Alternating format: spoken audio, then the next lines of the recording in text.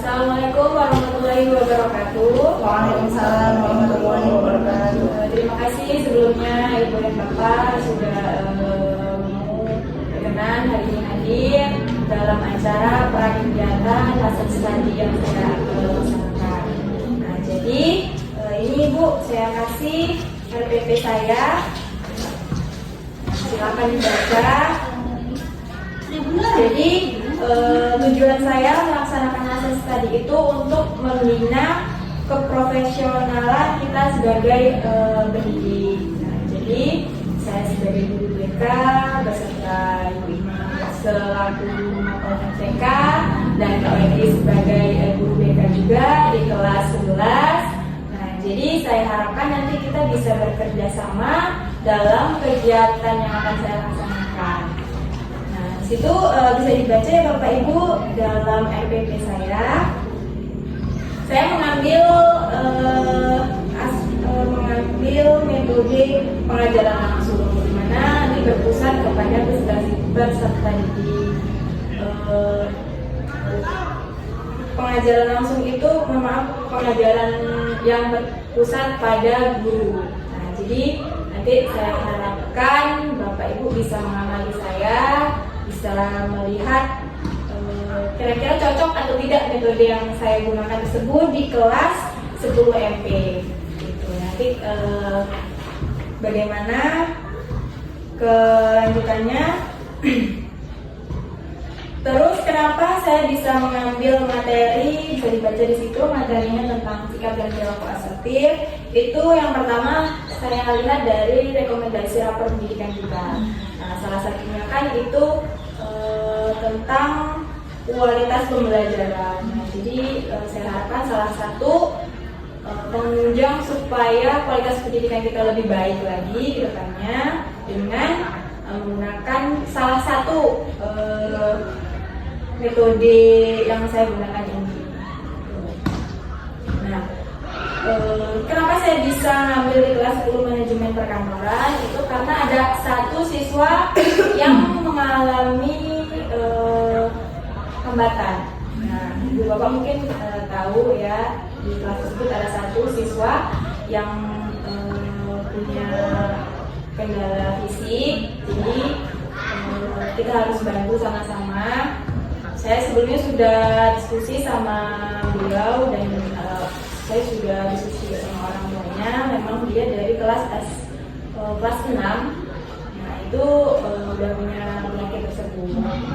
Jadi kita harus bantu sama-sama. Kalau dalam pembelajaran dia ini bagus, cuman kalau saya diskusikan kemarin kalau dia menghafal. Nah, biasanya kalau matematika ya Bu kan ada yang menghafal. Nah, jadi dia terhambatnya di situ. Dia saya tanya, kamu cara menghafalnya gimana? Saya tuh udah sering Bu menghafal. Misalkan hari ini dihafal, nanti berapa menit lagi dihafal, dan besok tuh lupa lagi seperti itu. Jadi teman ini sama-sama itu.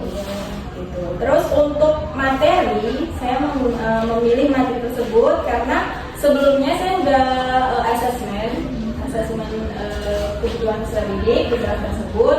Nah, dari 40 soal itu ada 3 soal yang mereka menjawab tidak memahami. Dari 22 siswa, 17 yang mengerjakan asesmen tersebut. Nah, semuanya menjawab sama. Nah, yaitu poin nomor 5 tentang sikap dan perilaku asertif. Nah, jadi itu dasar saya untuk memberikan materi tersebut di kegiatan yang akan kita laksanakan nanti. Kira-kira bagaimana Bapak Ibu setelah Bapak Ibu baca, lalu tentang metodenya mungkin atau tentang kelasnya udah cocok atau belum? Atau mungkin ada yang perlu saya perbaiki? Silahkan Bapak Ibu dikoreksi sama-sama. Gimana Pak Wendy? Siapa duluan? Ya, Ibu aja dulu. Oh my God. Begini ya Bu Yulia. Setelah saya baca di sini sudah cukup bagus ya Bu ya untuk RPL. Namanya RPL ya Bu ya? Iya, Kalau RPL. kalau saya di pembelajaran saya kan namanya RPP ya. Sudah cukup baik ya, sudah ada identitas kelas, terus capaiannya apa, terus tujuan pembelajaran di situ, kegiatan 19 dari ada kegiatan pendahuluan, inti dan penutup, terus bagaimana bentuk evaluasinya dan bagaimana hasil evaluasinya Ibu akan tindak lanjut ke depannya.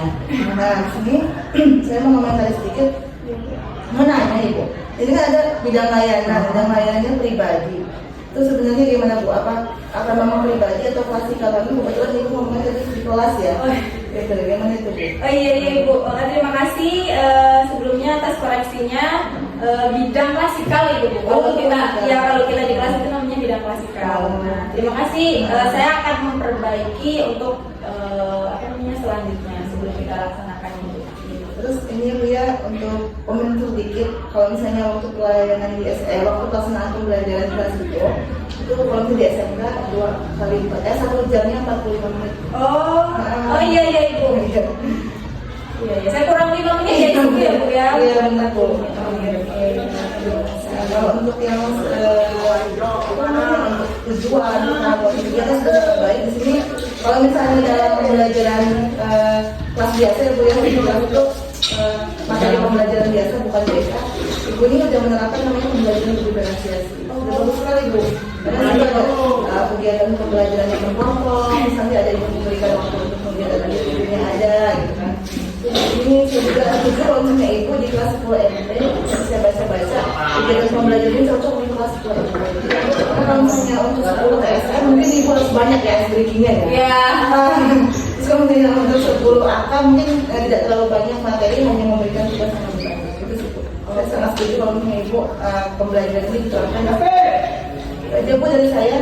Terima kasih banyak Ibu Irwan atas koreksinya. Nanti akan saya perbaiki sebelum kita melaksanakan mungkin ada kita melakukan kegiatan. Baiklah, di sini saya ada beberapa hal yang ingin saya tanyakan. Yang pertama itu mengenai model ya, pengajaran langsung. Apakah pembelajaran langsung ini cocok di udah teliti cocok untuk kelas 10 MP gitu. Terus yang kedua, metode ini tuh kalau diterapkan di kelas lain apakah cocok juga untuk kelas wajah? Oke. Terima Terus kasih. yang ketiga adalah lagi kan waktunya sedikit, saya melihat deadline-nya banyak ya, kegiatannya banyak. Nanti yang perlu diingatkan lagi nanti kalau kalau waktunya diperhatikan biar tersampaikan semuanya. Baik Pak. Ya, secara umum tidak baik. Jadi yang pertama tentang metode pengajaran langsung apakah efektif atau tidaknya di kelas saya yang MP dan efektif atau tidak di kelas-kelas yang lain. Kalau di sebelumnya saya sudah melakukan asesmen awal. Nah, di dalam asesmen awal itu juga sedikit banyaknya saya sudah berinteraksi dengan mereka.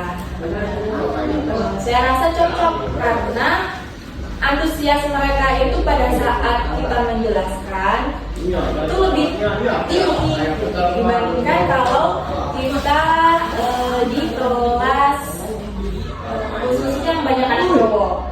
Kalau banyak anak cowok itu memang kita jangan banyak ngomong, tapi suruh mereka untuk mengerjakan tugas atau proyek gitu.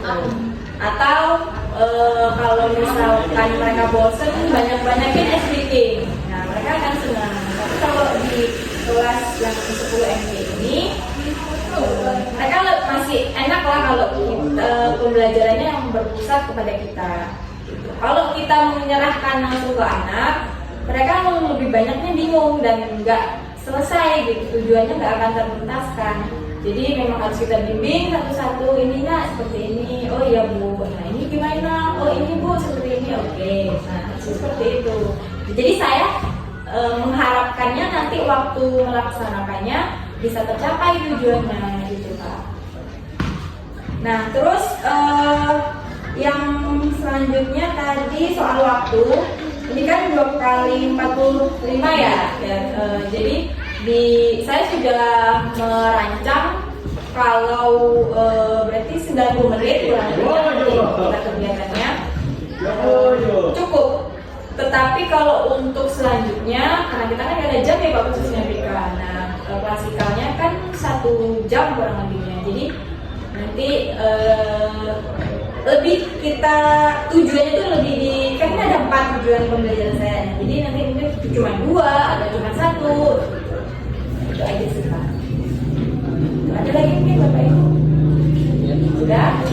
Nah, kalau sudah nanti akan saya koreksi lagi kesalahan-kesalahan yang belum pas. Nah, setelah itu nanti kita sama-sama melakukan lesson study. Nah, untuk saat ini sudah cukup. Terima kasih atas waktunya. Saya akhiri. Assalamualaikum warahmatullahi wabarakatuh. Waalaikumsalam warahmatullahi wabarakatuh. Sukses ya Bu.